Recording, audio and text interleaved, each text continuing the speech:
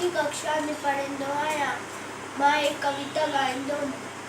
उनजो नालो आहे अम्मा लोलो काओ खट आंगुर खे बि चकर काओ किनो माकी न वणे तो किनो माकी न बुखड़ो बछड़ो झट हणे तो बछड़ो झट अम्मा लोलो बारन खां ही ढोल घुरे तो डेंगू मुस्कान घुरे तो उड़दे वे ही शोर मचाए का करे कन्न तो खाए अम्मा लोलो काओ खड़ियो आंगुर के भी चक्करियो बाबो अचे त मार खिलाया इन्हने बाकी मां सिखया अम्मा लोलो काओ खड़ियो आंगुर के भी चक्करियो